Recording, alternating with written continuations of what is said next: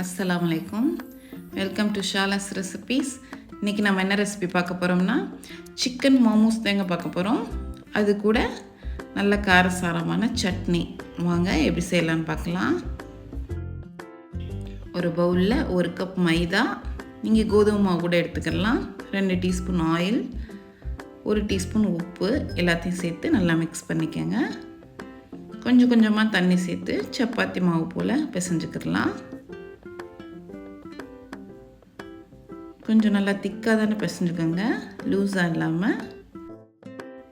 இந்த மோமோஸ்குள்ளே வைக்கிறதுக்கு சிக்கன் ஸ்டஃப்பும் சட்னியும் நம்ம தயார் பண்ணிக்கிடலாம். அது வரை மூடி இருக்கட்டும். நான் 2 பெரிய சைஸ் தக்காளி எடுத்திருக்கேன். நல்லா பழுத்த தக்காளி எடுத்துக்கோங்க. அதோடைய மூக்கை நம்ம கட் பண்ணிடலாம். கட் பண்ணிவிட்டு மேலே இந்த மாதிரி கீரல் போட்டுக்கோங்க. ஏன்னா நம்ம வேக வச்சு எடுக்க போவையில் இந்த தோலை ரிமூவ் பண்ண ஈஸியாக இருக்கும். இதை சாஸ் பேனில் சேர்த்துருங்க. 2 வெள்ளைப்பூடு, 3 காஞ்ச மிளகாய் எடுத்துக்கிறேன் நான். காரத்துக்கேற்ப நீங்கள் எவ்வளோ வேணால் சேர்த்துக்கலாம்.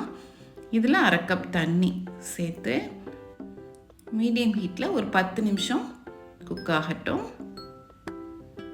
10 நிமிஷம் ஆயிடுச்சு. அதனுடைய தோல் நமக்கு ஈஸியாக இருக்க வரும். இப்போ எல்லாத்தையுமே நம்ம ஒரு மிக்ஸி ஜாருக்கு மாற்றிடலாம். நீங்கள் காஞ்ச மிளகாவுக்கு பதிலாக காஷ்மீரி மிளகாவும் சேர்த்துக்கலாம். நான் காஷ்மீரி மிளகாய் சேர்க்காதனால காஷ்மீரி சில்லி பவுடர் 1 டீஸ்பூன் சேர்த்துக்கிறேன். நல்லா கலர் கொடுக்கும். இந்த தக்காளி குக்கான இந்த தண்ணி கொஞ்சம் சேர்த்துக்கோங்க. 1 டீஸ்பூன் உப்பு, 1 டீஸ்பூன் சுகர் சேர்த்துக்கோங்க. நல்லாயிருக்கும் சுகர் சேர்க்கையில். இப்போ எல்லாத்தையும் இந்த மாதிரி ஃபைன் பேஸ்ட்டாக அரைச்சி ஒரு ஓரமாக இருக்கட்டும்.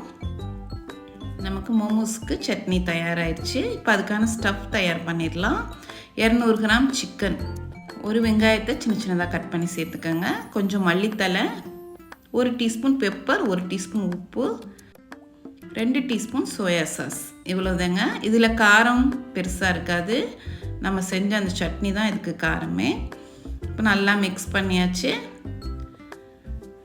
நம்ம பிசைஞ்சு வச்சுருக்க டோலை சின்ன சின்ன பால்ஸாக நம்ம எடுத்துக்கலாம்.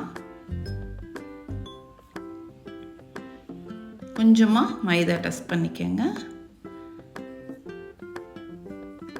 டஸ்ட் பண்ணி இதை ரவுண்ட் ஷேப்பில் நம்ம தேய்ச்சிக்கலாம். நீங்கள் ஷேப் இருந்தால் யூஸ் பண்ணுங்கள், இல்லைன்னா இந்த மாதிரி ஒரு மூடியை வச்சு நான் ஷேப் பண்ணிக்கிறேன் ரவுண்டாக வரணுங்கிறதுக்காக. எக்ஸஸாக உள்ளதை நீங்கள் ரிமூவ் பண்ணிக்கோங்க. நல்லா தின்னாக இருக்கணும். இப்போ இதில் நம்ம செஞ்சு வச்ச ஸ்டஃப்பை உள்ளே வச்சிடலாம். வச்சுட்டு சைடில் இந்த மாதிரி மடித்து அழுத்தி விட்டுக்கோங்க. மடிக்கணும், அழுத்தணும்.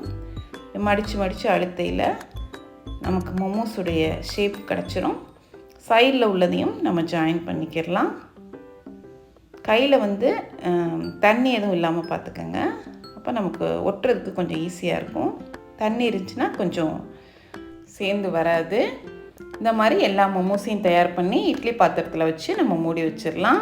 ஒரு 15 நிமிஷம் மீடியம் ஃப்ளேமில் இருக்கட்டும்.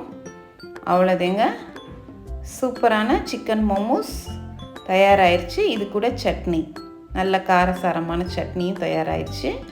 கண்டிப்பாக ட்ரை பண்ணி பாருங்கள். இது டிஃபனாகவும் சாப்பிட்லாம், ஸ்நாக்ஸாகவும் சாப்பிட்லாம்.